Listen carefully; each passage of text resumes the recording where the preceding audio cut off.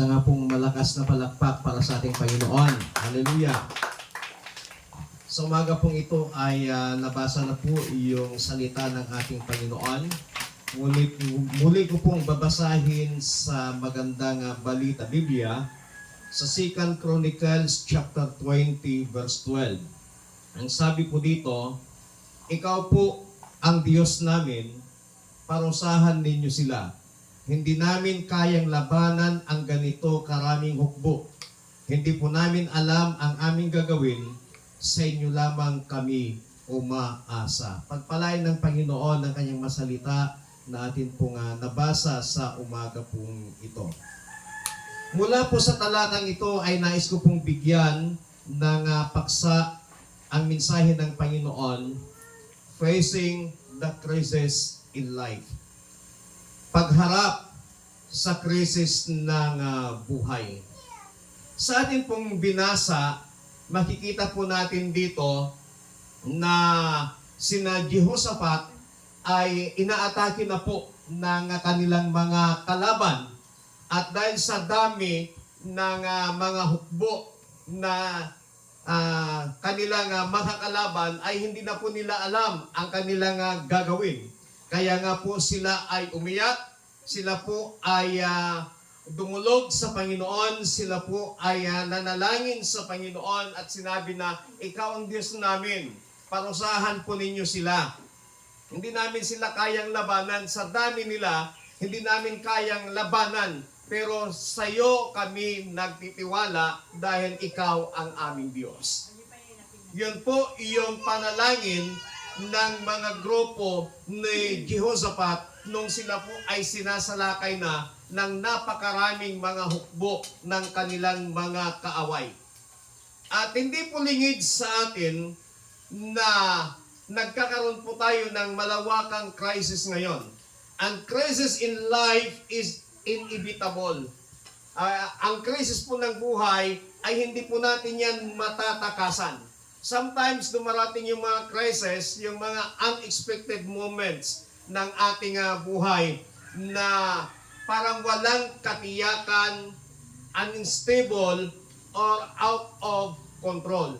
Kaya nga po sa panahon natin ngayon, nakakaranas tayo ng crisis sa langis. Dahil sa sobrang taas, ang dami na hong nagre-reklamo. Dati-dati yung 1,000 mo, pang diesel sa kotse, halos full tank na po yun. Pero ngayon, ilang litro na lamang po. Dahil po sa sobrang taas, 150. Na ngayon, ang iba't ibang ang presyo ng diesel sa mga iba't ibang gasoline station, hindi po pare-parehas yung kanila pong mga price.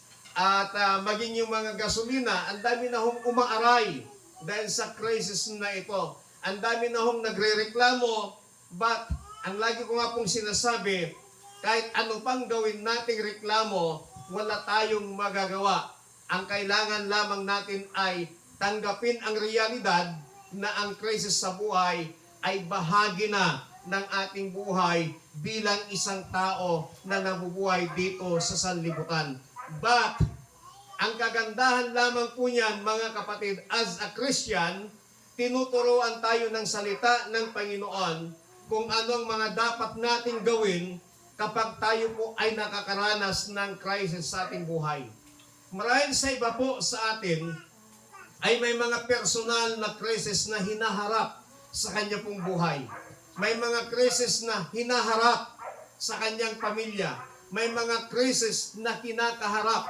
Yan man po ay financial crisis, yan man po ay material crisis, yan man po ay emotional crisis, spiritual crisis. Ang lahat ng yan ay mga crisis sa buhay na nararanasan po natin. But sa umaga pong ito, tayo po ay tinuturuan o tuturuan ng Panginoon kung ano yung mga dapat nating gawin kapag tayo po ay kumakaharap sa crisis ng ating buhay. What to do in times of crisis? Ano po yung dapat nating gawin sa panahon ng crisis? There are some biblical ways to do in times of crisis. Number one, Sa Proverbs chapter 3 verses 5 to 6, ang sabi po doon, trust in the Lord with all your heart and lean not on your own understanding. In all your ways, submit to Him, and He will make your path straight. Unang bagay na dapat po nating gawin para humarap sa crisis is we must trust God. Magtiwala tayo sa Diyos. Ang sabi ng ating binasa, magtiwala ka sa Diyos ng iyong buong puso at sa Kanya ka mananahan. Sa lahat mong balak, sa lahat ng iyong layunin, kailangang sangguniin mo siya at tiyak itutumpak niya ang iyong mga lakad. Crisis demands a faith response, not fear. Ang crisis po ay humihiling o nagdidemand ng isang pananampalataya na pagtugon, hindi doon sa pangamba, hindi doon sa pagkatakot. Because kapag tayo po ay nagtitiwala sa Panginoon, ang sabi po ng ating binasa, itutumpak tayo ng Panginoon. Kapag tayo po ay nagtiwala sa Diyos, ipaparanas ng Panginoon ang kanyang katapatan at kabutihan sa atin. But ang tanong is, how to build trust in God? Papaano tayo magkaroon ng pagtitiwala sa Panginoon? Unang-una, we must know God's Word. Alamin natin ang salita ng Panginoon. Kailangan bilang isang mananampalataya, alam mo ang salita ng Panginoon. Alam mo na tindigan yung salita ng ating Panginoon. Why? Sapagkat yung salita ng Panginoon ang siyang way para mapalago, mapalakas yung ating pananampalataya. Ano pong sabi ng Romans chapter 10 verse 17? Faith cometh by hearing, and hearing by the words of God. Nagkakaroon tayo ng pananampalataya sa Panginoon, nagkakaroon tayo ng paniniwala, nagkakaroon tayo ng pagtitiwala sa Panginoon sa pamamagitan ng pakikinig. Pakikinig saan? Pakikinig sa salita ng ating Panginoon, sapagkat ang salita ng Panginoon ang siyang nagpapalakas sa bawat mananampalataya, ang siyang nagpapalakas sa bawat tao, ang siyang nagbibigay pag-asa sa bawat nawawalan ng pag-asa. Ito ay ang salita ng ating Panginoon. Bilang isang mananampalataya, kailangan alam mo yung salita ng Panginoon. Ano bang sinasabi ng salita ng Diyos? That He will never leave us nor forsake us. Hindi tayo pababayaan at iiwanan ng Panginoon. Pero bago sinabi ng Diyos, yung salitang yan, that I will never leave you nor forsake you, meron pa po siyang sinabi sa unang itaas. Huwag tayong mamisinterpret sa talatang ito sa Hebrews chapter 13, na sinabi ng Panginoon, na I will never leave you nor forsake you. Bakit sinabi yun ng Panginoon? Na hindi kanya iiwanan, hindi kanya pababayaan. Tingnan po natin yung unang talata, ang sabi niya, huwag kayong magmukhang pera. Kahit basahin po ninyo yun, huwag kayong magmukhang pera, ang sabi niya doon, sapagkat sinabi ng Diyos na hindi ko kayo pababayaan ni hindi iiwanan. Kapag pala ang isang tao, kapag pala ang isang mananampalataya ay huwag magmukhang pera, ang sabi ng Panginoon, hindi kanya iiwanan at hindi kanya pababayaan. Pag sinabi nating pera, kailangan natin lahat ang pera. Pero ito rin ang naging dahilan, minsan, sa maraming relasyon, sa maraming pamilya, sa maraming magkakamag-anak, sa maraming magkakapatid, sa anumang grupo, sa anumang organization, nag-aaway-away, nag-iway-hiwalay because of money. dahil sa pera. Kaya nga tinuturuan tayo ng salita ng Panginoon na huwag tayo magmukhang pera. Ngayong panahon ng crisis na kinakaharap natin hindi lamang sa Pilipinas kundi buong mundo dahil sa nagaganap na digmaan sa ibang bansa at apektado tayo dahil sa pagtaas ng mga bilihin, kapatid, bilang isang mananampalataya, huwag tayong magmukhang pera. Amen. Sabihin mo nga sa katabi mo, huwag kang magmukhang pera. Maliwanag po yung sinabi ng Hebrews chapter 13. Huwag kayong magmukhang pera dahil tapat ang Diyos. I will never leave you nor forsake you, ang sabi ng Panginoon. Kaya bilang isang mananampalataya, para magkaroon tayo ng pagtitiwala sa Panginoon, unang-una dapat alam natin yung salita ng Panginoon. Yung salita ng Panginoon, nagsasabing hindi niya tayo pababayaan. Pastor, masama ba ang pera? Hindi po masama ang pera. Nilikha yan ng Panginoon para magamit ang isang tao. But ang sinasabi ng Biblia, hindi po masama ang pera, but the love of money is the root of evil. Hindi po masama ang pera, pero yung pagmamahal mo sa pera, yan na ang nag-uugat o pinagmumulan ng lahat ng kasamaan. Kaya pala sinasabi ng Panginoon sa Hebreos na huwag tayong magmukhang pera upang makaiwas tayo sa anumang ugat ng kasamaan. Hayaan po natin na yung perang magmahal sa atin, huwag lang tayong magmahal sa pera. Amen. 1 Timothy chapter 6. For the love of money is the root of evil. Kapag minamahal mo yung pera, nagiging sakim ka na. Kapag minamahal mo yung pera, diyan na nag-uugat yung lahat ng kasamaan. Kaya mo nang gawin ang lahat because of the love of money. But the Bible says, huwag kayong magmukhang pera sapagkat tapat ang Diyos. I will never leave you nor forsake you. Dapat alam natin yung salita ng Panginoon. Pangalawa, paano tayo magkaroon ng pagtitiwala sa Panginoon? Remember God's faithfulness.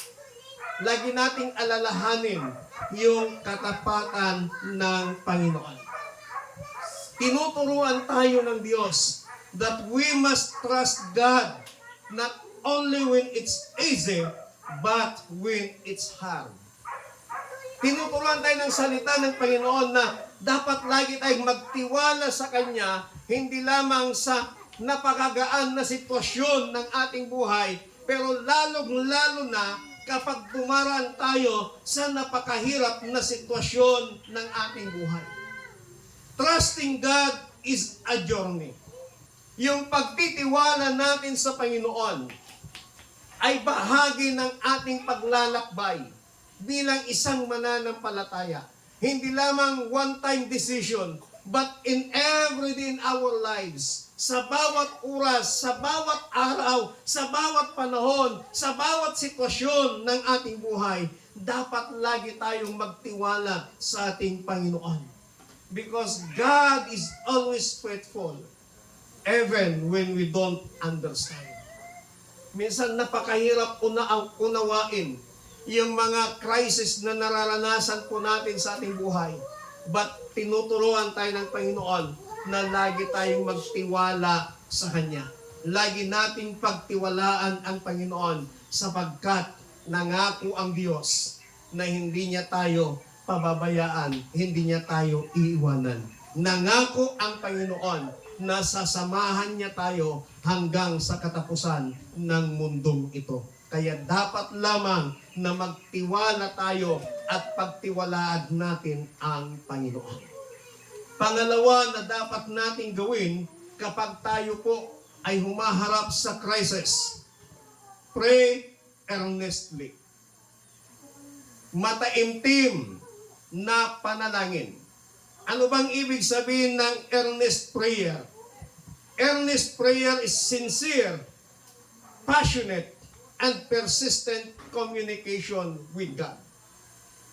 Kapag sinabi nating mataimtim na panalangin, ito yung ibig sabihin ay meron kang katapatan, meron kang pagmamahal at patuloy na pakikipagkomunikasyon sa ating Panginoon.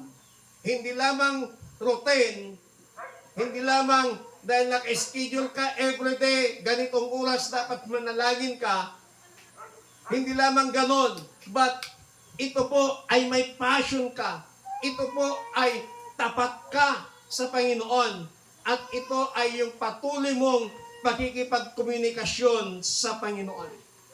Earnest prayer involves faith and expectation. Kapag sinabi nating mataimtim na panalangin, kasama dito yung pananampalataya at expectation. Anong sabi ng Jeremiah chapter 29 verse 13? You will seek me and find me when you seek me with all your heart. Matatagpuan mo ako kapag hinanap mo ako ng iyong buong puso.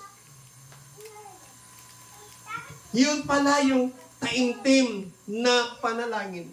Na kapag nagkaroon ka ng taimtim na pananalangin sa Panginoon, kasama dito ang iyong pananampalataya, kasama dito ang ating ekspektasyon na ikaw ay kakatagpuin ng Panginoon, na ikaw ay tutugunin ng Diyos. Napakaliwanag yung sinabi niya, Jeremiah 29:13. You will seek me and find me when you seek me with all your heart. Kapag hinanap mo ako, matatagpuan mo ako kapag hinanap mo ako ng iyong buong puso.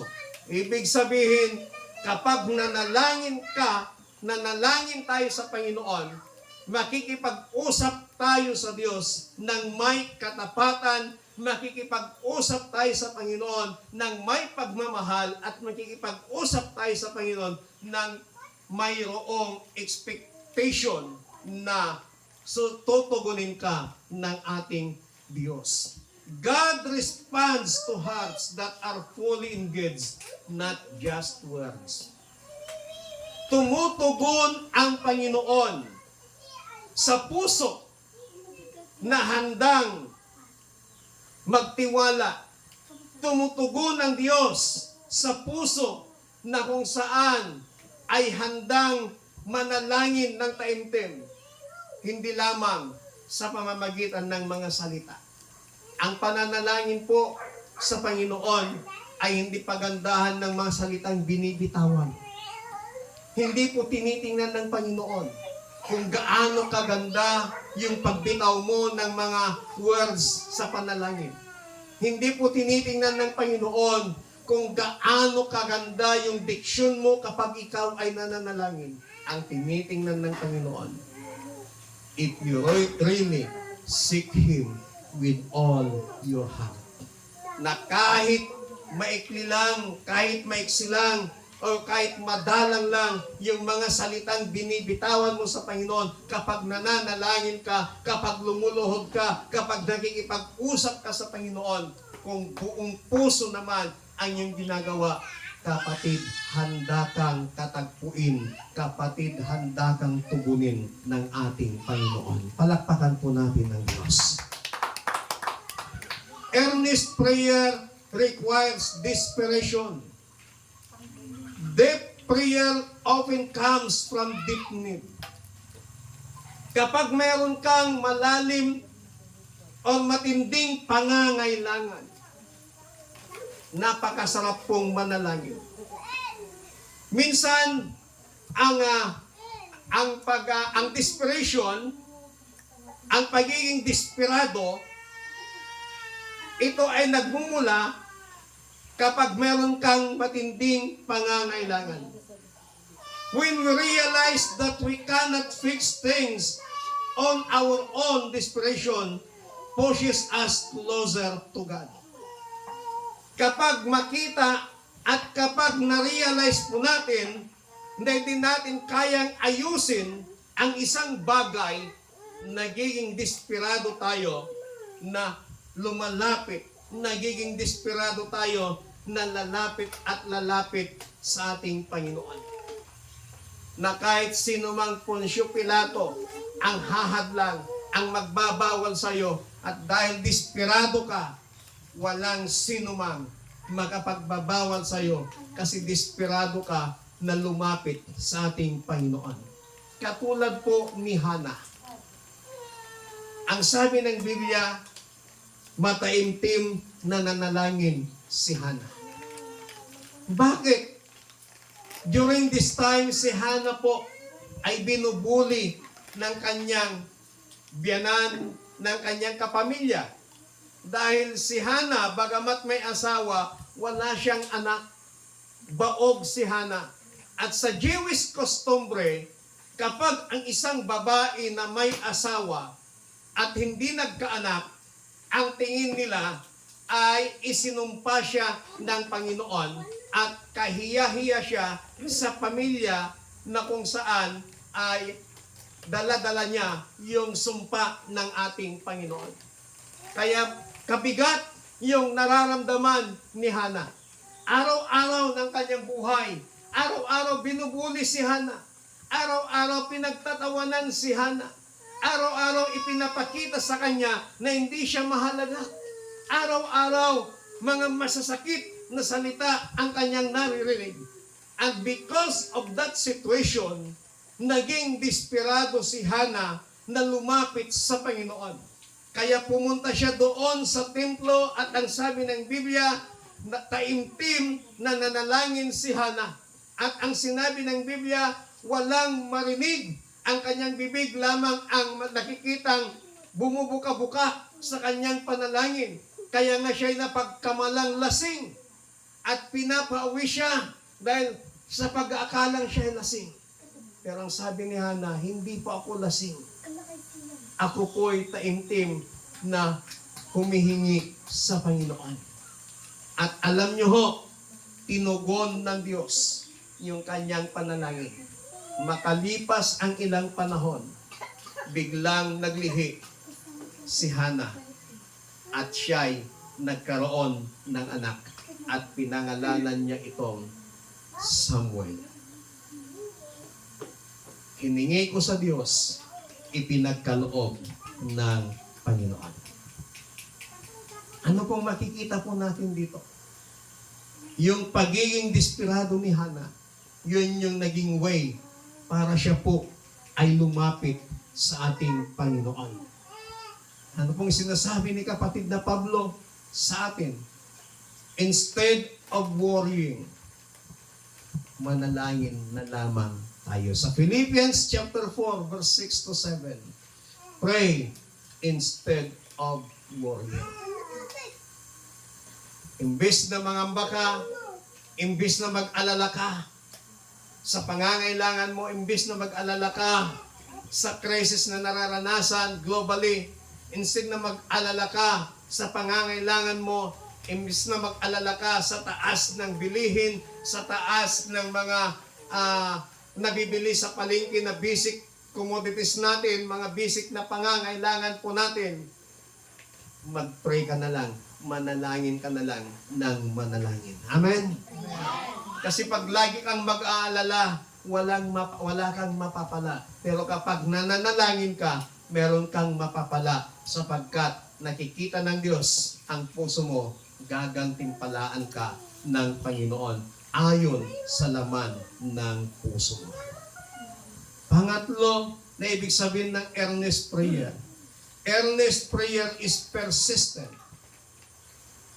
Ibig sabihin yung porsigido ka sa isang bagay.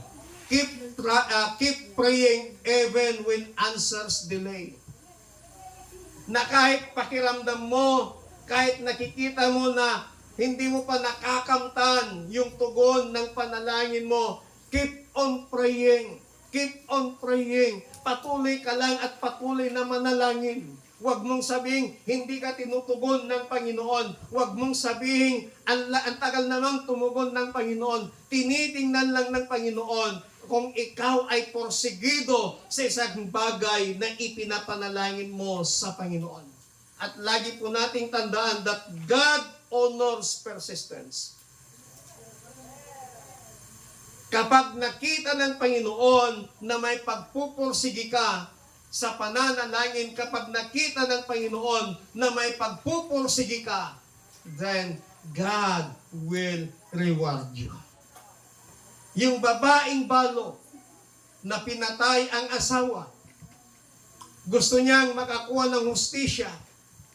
Wala siyang pera, hindi siya kilala sa lipunan, mahirap lamang ang babaeng balong ito. Araw-araw pumupunta sa korte, kinukulit si judge na gusto niyang magkaroon ng hustisya doon sa pagkamatay ng kanyang asawa. Pero hindi siya pinapansin ng judge, ang sabi ng Biblia. Araw-araw, nasa korte ang babae ito, pero hindi pa rin siya pinapansin ng judge. Ang ginawa ng babaeng balong ito, hindi pa rin tumigil. Kahit hindi siya pinapansin, sige, punta pa rin ng punta. Hingi pa rin ng hingi ng hustisya. At ang sabi ng Biblia, isang araw, napansin siya ng judge. At ang sabi ng judge, ibigay ang kailangan ng babaeng ito. Kasi naiirita na rin si judge, nakukulitan na rin si judge sa araw-araw na pagsamo ng babaeng ito. At dahil doon, nakamit niya ang matagal niyang inaasahan. At ang sabi ng Biblia, sa mga anak ng Diyos na araw at gabi ay umiiyak, tumatawag sa Diyos, ang sabi ng salita ng Panginoon, sila'y kakatagpuin, sila'y tutugunin ng ating Panginoon. Amen. Kaya kapatid, kaibigan, sa umagang ito, huwag kang tumigil sa pananalangin. Ipakita mo sa Panginoon na porsigido ka sa isang bagay na hinihingi mo at ipinapanalangin mo sa Panginoon. We must keep knocking. We must keep seeking. And we must keep asking to God. Huwag tayong magsawa na lumapit. Huwag tayong magsawa na manalangin. Huwag tayong magsawa na humingi sa ating Panginoon. Earnest prayer is fueled by faith. Ang taimtim na pananalangin ay pinipwersahan ng pananampalataya. Believe that God hears and answers. Prayer without faith becomes empty words. Manampalataya ka, kapatid, na ang panalangin mo diringgin ng Panginoon. Manampalataya ka, kapatid, ng panalangin mo papakinggan ng Panginoon. Manampalataya ka, kapatid, na hindi lamang papakinggan ng Panginoon ang panalangin mo, kundi tutugunin ka ng Panginoon. Uulitin ko po yung palagi kong sinasabi at sinabi ko na naman noong conference at muli kong sasabihin sa umagang ito, huwag tayong maniwala sa sinasabi ng ilan na 3 ang kasagutan ng panalangin. Oo, hindi, maghintay ka. Ang sinabi ng Biblia, you will find me if you seek me with all your heart. Ang sinabi ng Biblia, if we call on the name of God, He will answer us. Hindi niya sinabi, call unto me at paghihintayin kita. Hindi sinabi ng Panginoon, tumawag ka sa akin at hihindian kita. Hindi sinabi ng Panginoon na tumawag ka sa akin at paghihintayin kita.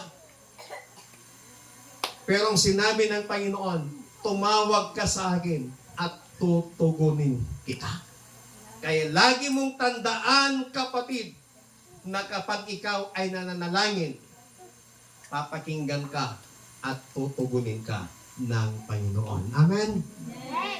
Amen! Palakpakan natin ang Panginoon. Kapag nanalangin tayo, maniwala ka, manampalataya ka sa Panginoon. Sapagkat kapag nananalangin ka na hindi ka naniniwala at nananampalataya sa Panginoon, magiging empty ang lahat. Walang magiging kabuluhan. Walang magiging saysay ang iyong pananalangin kapag hindi ka nagtitiwala sa Panginoon. Ano pong sabi ng Hebrew chapter 11 verse 6? Without faith is impossible to please God. Kaya kapag ikaw ay nanalangin, believe, not doubting. Maniwala ka at huwag kang mag-alinlangan sa maaring gawin sa iyo ng Panginoon sa iyong pananalangin sa Kanya. Pangatlo at ang panghuli na dapat nating gawin sa panahon ng crisis, stand firm. Ephesians chapter 6 verse 13. Therefore, put on the full armor of God, so that when the day of evil comes, you may be able to stand your ground, and after you have done everything, to stand. Magpakatatag tayo. We must stand on our faith. Tumindig tayo sa ating pananampalataya. Tindigan natin yung mga salita ng Panginoon. Tindigan natin yung ating pananampalataya na anumang pwedeng gawin, anumang pwedeng pandidisturbo, pang-aabala ng kaaway, hindi ka basta-basta matitinag sapagkat tinatayuan mo yung salita ng Panginoon. Tinatayuan mo ang pananampalataya mo sa Panginoon na alam mo na hindi ka pababayaan, alam mong hindi ka iiwanan ng Panginoon. We must stand firm. We must put on the full armor of God. Ibig sabihin, kailangang isuot natin ang mga baluti ng Panginoon. Ano yung mga baluti ng Diyos na yan? The Word of God. Prayer. Dala-dala natin lagi ang salita ng Panginoon. Dala-dala natin lagi ang mga pangako ng Panginoon. At lagi tayo makipag-usap, lagi tayong manampalataya sa ating Panginoon. Kapatid, crisis in life is inevitable. Hindi natin matatakasan ang mga krisis sa ating mabuhay. Kung wala ka mang krisis ngayon, at least meron ka ng mga kaalaman mula sa salita ng Panginoon na kapag dumating ang krisis sa buhay mo, alam mo na ang dapat mong gawin. We must trust God. We must pray earnestly, and we must stand firm in our faith. We must stand firm in the Word of God. Tayo pong lahat ay tumayo.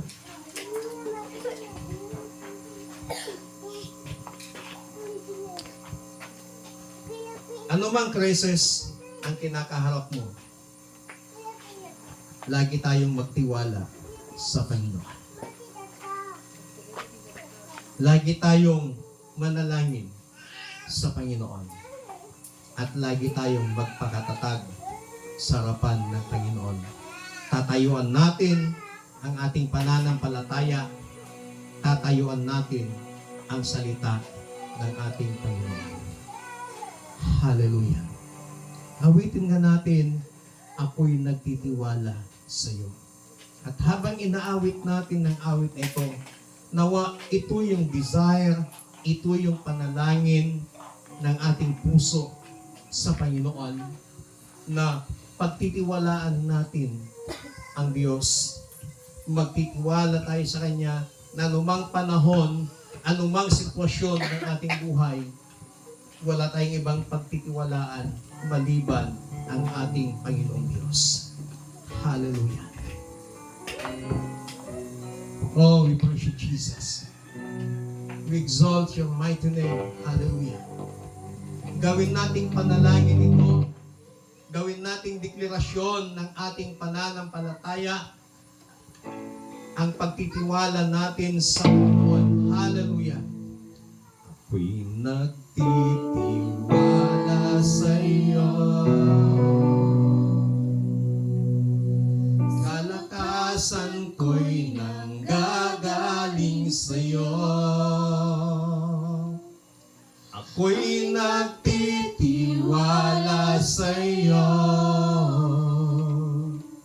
Salita mo ang tanging sandigan ko. Ako'y nagtitiwala. Ako'y nagtitiwala sa iyo. Kalakasan ko'y nanggagaling sa iyo. ako'y nagtitiwala. Ako'y nagtitiwala sa iyo. Salita mo ang tanging sandigan ko. Kahit anumang panahon, kahit Anumang panahon, mabigat man ang maging sitwasyon, ikaw lamang ang sandigan, Panginoong Jesus. Kahit anumang panahon, kahit anumang yes, Lord. panahon, Hallelujah. mabigat man ang maging sitwasyon, Ikaw lamang, Panginoon, ikaw lamang ang sandigan, Panginoong Jesus. Ako'y nagtitiwala. Ako'y nagtitiwala sa iyo. Kalakasan ko'y nanggagaling sa iyo. Ako'y nagtitiwala sa iyo. Salita mo ang tanging sandigan ko. kapatid, pagtiwalaan natin ang Panginoon. Anumang panahon, anumang sitwasyon ng ating buhay, pagtiwalaan natin ang Panginoon. Manalangin tayo ng taimtim sa Panginoon at panghawakan natin ang ating pananampalataya at ang kanyang mga salita. Panginoon, sa umagang ito, salamat sa iyong mga salita na patuloy mo kaming tinuturuan ng mga bagay na dapat naming gawin kapag kami ay kumaharap sa krisis ng anumang buhay. Hindi ko po alam ang krisis na kinakaharap ng iyong mga anak mula sa oras na ito. Tanging ikaw lamang ang nakakaalam, Panginoon. Kaya sa umagang ito, dakilang Diyos, sa pamamagitan ng iyong kapangyarihan, ng iyong banal na Espiritu, tulungan mo kami na magtiwala sa iyo. Tulungan mo kami, precious Holy Spirit, na magtiwala lagi sa Panginoon. Na anumang sitwasyon, anumang panahon ng aming mabuhay, pagtitiwalaan namin ang Panginoon. Tulungan mo kami at turuan, banal na Espiritu, na manalangin ng taimtim sa Panginoon, na maging porsigido kami sa aming pananalangin sa Panginoon. At turuan mo kami, banal na Espiritu, na laging tumindig. Titindigan namin ang aming pananampalataya at ang mga salita ng aming Panginoon. Salamat o Diyos sa iyong masalita sa umagang ito. Marami pong salamat. Alam namin ng crisis ay meron pong hangganan. At kapag nakita mo, Panginoon, yung aming pagiging porsigidong mananampalataya, yung aming pagiging porsigidong manalangin sa iyo, yung aming pagiging porsigido na lumapit sa iyo, Panginoon, at the end of this crisis, alam namin, gagantimpalaan mo ang bawat isa.